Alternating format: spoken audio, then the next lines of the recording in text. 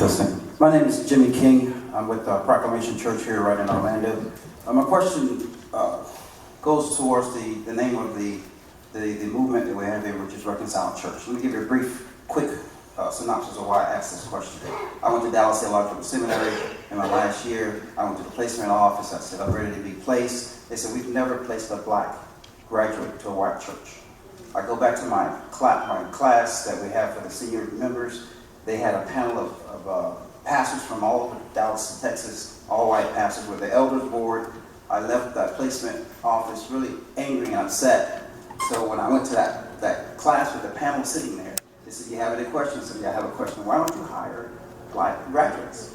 You can hear a pin drop. I still haven't gotten that answer. So we talk about, when I see the word reconciled church, it burns in my heart because we're not reconciled. And we're coming here, we got an agenda of 7 things, which are great. And we call it reconciled church. We're not reconciled. I can't go preach in a white church. At Dallas Theological Seminary, the black graduates have to start their own churches. I planted a church. This is my second church I planted. I did go to a church, a white church in Union, New Jersey. I was there for 1 year. And it was a predominantly white church in a community that was a predominantly minority. The church changed the way it looked. The elders sat me down and said, we don't like the change. Well, what did they expect? They didn't like the change, so they talked to me about me leaving. After I moved my family from Orlando to New Jersey to be there for the long haul because they wanted an evangelist and somebody who would teach discipleship because their community was changing. They didn't want to change. So we say reconcile church. What are we going to do about reconciling the church so that we can reconcile these issues? That's my question.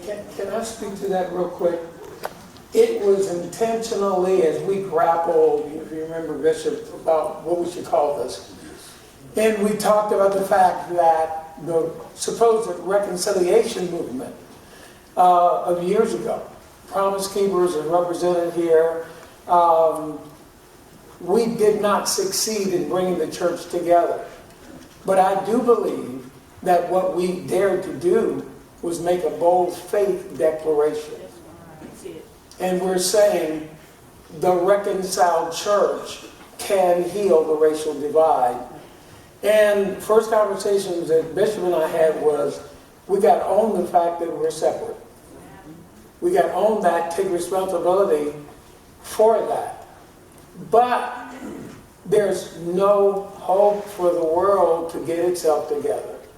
In a divided society, only the church can model unity.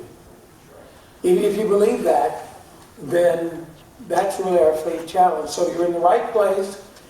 You're sitting right behind a Dallas Theological graduate, I think. Or you're a Dallas guy? Southwestern, probably. Oh, he's Southwestern? Oh, I'm sorry. I put you in the wrong camp. They do get along. They do. But they work together right here in Orlando. So I just want to encourage you that this is a visionary statement and we got to take the step. Bishop Jackson, let's take it just a step further. When we start talking about the reconciled church, we tend to focus on it from a racial perspective, and that is absolutely true. It's a huge issue, and it continues to be a problem, particularly in certain denominations and certain theological strands. But that is not the only divide that we have.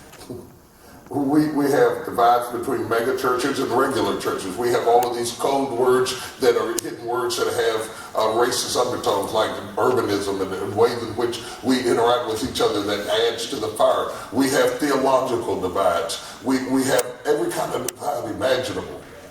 And when we got together, and Bishop Jackson and Pastor Robinson and I got together, we began to talk about how to bring this together. We were very strategic. Because within the black community and the quote-unquote black church, we are not at all a monolith. At all. At all. Okay? And we were very careful to try to get representatives from the very conservative to the very liberal. That's another kind of divide. And then there is a generational divide. As I look around this room, most of the people in this room are in my generation.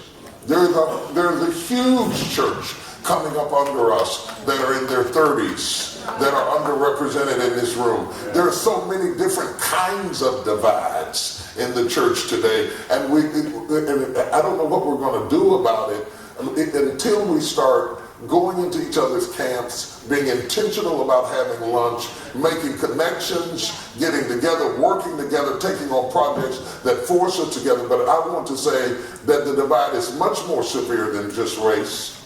It is political divides.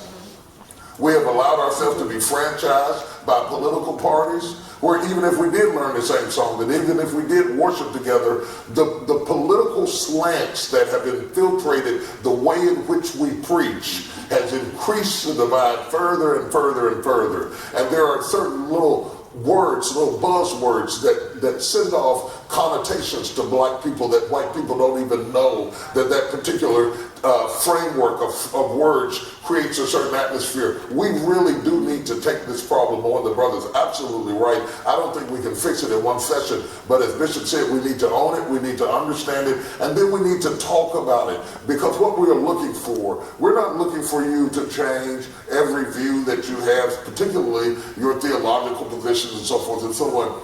We're saying, out of the things that could divide us, are there enough things that unite us?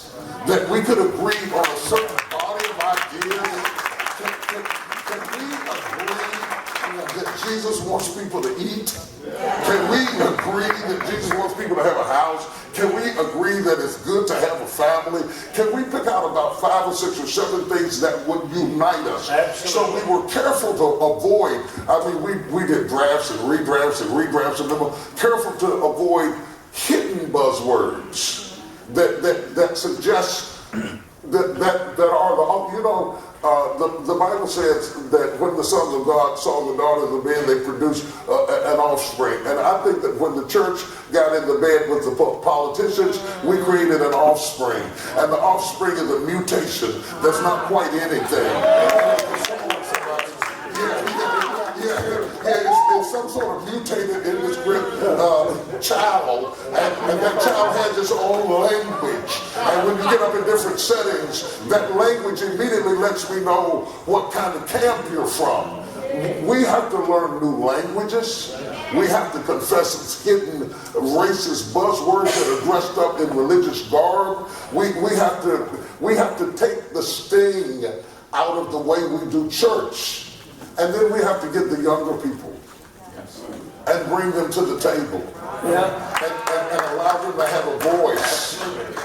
And whether you believe in women preachers or not, there are plenty of women preachers who have authority over other people, and you've got to let the women sit down at the table so that you can have a conversation. All my bills are paid. I can say this. I'm not trying to change your theology. You can hold to your theology, but for community development, you cannot just put forth a task force of all men and ignore women because of your theological position. I think you're going to touch the community, because in some communities, the women are touching the people you're trying to get to. So you cannot allow your theological position to become so dominant that we don't save the child out of the burning house because we don't like the person who owns it.